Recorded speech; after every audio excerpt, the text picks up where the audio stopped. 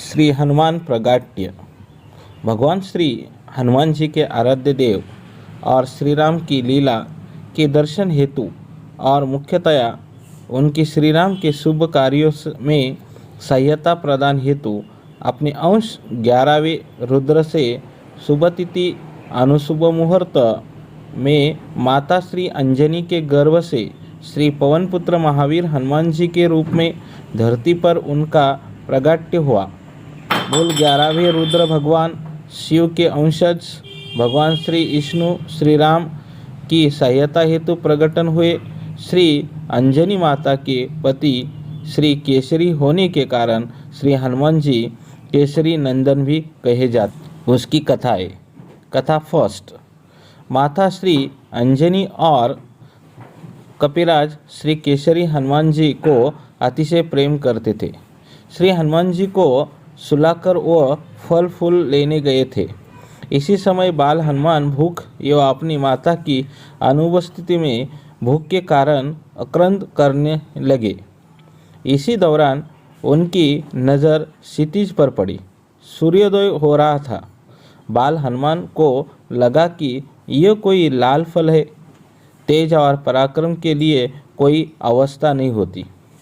यहाँ पर तो श्री हनुमान जी के श्री रूप में माता श्री अंजनी के गर्भ से प्रत्यक्ष शिवशंकर अपने 11वें रुद्र में लीला कर रहे थे और श्री पवनदेव ने उनके उड़ने की शक्ति भी प्रदान की थी। लाल फल को लेने के लिए हनुमान जी वायु वेग से आकाश में उड़ने लगे। उनको देखकर देव दानव सभी विस्मयतापूर्वक कहने लगे कि बाल्यावस्था में ऐसे पराक्रम दिखाने वाला यौन काल में क्या नहीं करेगा।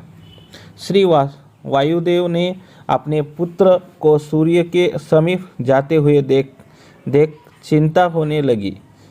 कहीं मेरे पुत्र को सूर्य किरण जला न दे, वो जल न जाए। इसी कारण श्री पवनदेव बर्फ की तरह शीतल होकर बहने लगे। वैसे भी इसी अलौकिक बालक श्री हनुमान को अपनी ओर आता हुआ देखकर भगवान श्री सूर्यदेव को भी पहचानने में देर नहीं लगी कि यह तो पवन पुत्र है जो अपने पिता की तरफ वायु वेग से मेरी ओर आ रहे हैं और साथ में श्री पवनदेव भी उनके पुत्र की रक्षा हेतु उड़ रहे हैं। सूर्यदेव ने अपनी सौभाग्य समझा कि स्वयं भगवान शिव शंकर हनुमान के रूप में मुझे कृतार्थ करने आ रहे हैं। तो श्री हनुमान जी को सूर्यदेव की तरफ से अवकार मिलने पर बालक श्री हनुमान जी सूर्यदेव के रथ के साथ खेलने लगे।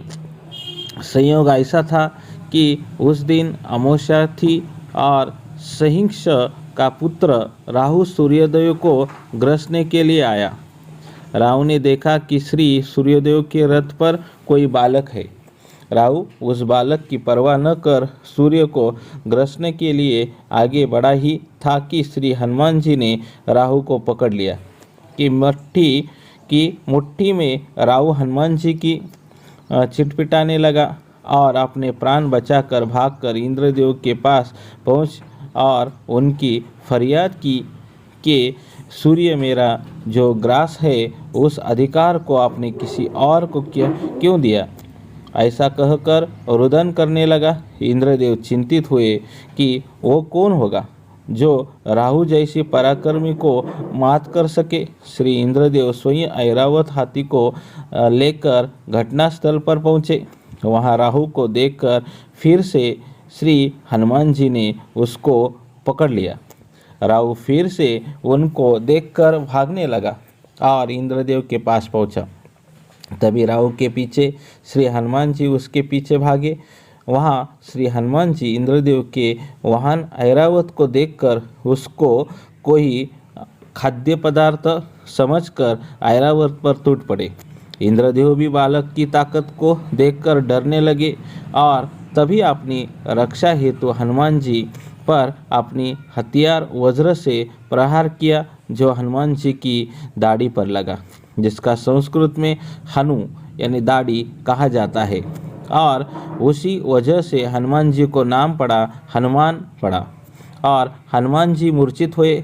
आपने प्राण प्रिय पुत्र को वज्र के आघात से छटपटाते हुए देखकर वायुदेव ने अपना वेग रोक दिया और अपने पुत्र को लेकर गुफा में चले गए। ऐसा होने के कारण 3 लोक में वायु की संसार बंद हो गया। समस्त प्राणियों में श्वास संचार बंद हो गया। सभी कर्म रुक गए। प्राण संकट में पड़ गए। इंद्र आदि देव, गंधर्व, नाग ये सभी जीवन रक्षा हेतु ब्रह्मा जी के पास आ गए।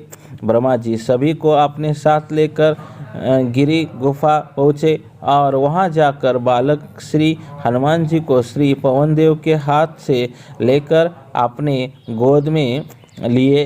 तब हनुमान जी की मूर्छा दूर हुई और वे फिर से खेलने कूदने लगे।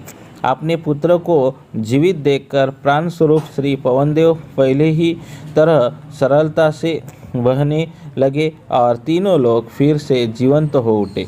तभी श्री ब्रह्मा जी ने श्री हनुमान जी को वरदान दिया कि इस बालक को कभी ब्रह्मशाप नहीं लगेगा, कभी भी उनका एक भी अंग शस्त्र नहीं होगा। ब्रह्मा जी अन्य देवताओं से भी कहा कि आप इस बालक को आप भी वरदान दो। तब देवराज इंद्रदेव ने हनुमान जी के गले के कमल की माला पहनाते हुए कहा कि मेरे वज्र प्रहार के कारण इस बालक को हनु यानी दाढ़ी टूट गई है, इसीलिए यह कपिश्रेष्ठ का नाम आज से हनुमान रहेगा और इनका शरीर मेरा वज्र भी इस बालक को नुकसान पहुंचा सके ऐसा वज्र से कठोर होगा। श्री सूर्यदेव ने भी कहा कि इस बालक को मैं अपना तेज प्रदान करता हूँ और मैं इसको शस्त्र समर्थ मर्मज्ञ बनाता हूँ। यह बालक एक अद्वितीय विद्वान वक्ता बनेगा। श्री वरुण देव ने कहा कि यह बालक जल से सदा सुरक्षित रहेगा। श्री यमदेव ने कहा कि यह बालक सदा निरोगी यह मेरे दंड से मुक्त रहेगा। श्री कुबेर ने कहा कि युद्ध में विषादित नहीं होगा, यह राक्षसों से भी पराजित नहीं होगा। खुद भोलेनाथ शिव शंकर ने भी अभय वरदान प्रदान किया। श्री ईश्वकर्मा ने भी कहा कि मेरे द्वारा निर्मित शस्त्र एवं वस्तु ये सभी सुरक्षित रहेगा। श्री ब्रह्मा जी ने पुनः वरदान दिया कि पवनदेव आपको ये पुत्र शत्रुओं के लिए भयंकर और मित्रों के लिए अभयदाता बनेगा और इच्छानुसार स्वरूप पा सकेगा। जहाँ जाना हो वहाँ जा सकेगा, उसका कोई पराजित नहीं कर सकता। ऐसा आशीष यशस्वी होगा और अद्भुत कार्य करेगा। इस तरह बाल्यावस्था में श्री हनुमान जी चंचल और नटखट स्वभाव के थे। हाथी की शक्ति प्रमाण करने के लिए हाथी को पकड़कर उसको उठाकर अपनी शक्ति का प्रदर्शन करते। बड़े बड़े वृक्षों को भी जड़ मूल से उखाड़ कर फेंकते। ऐसी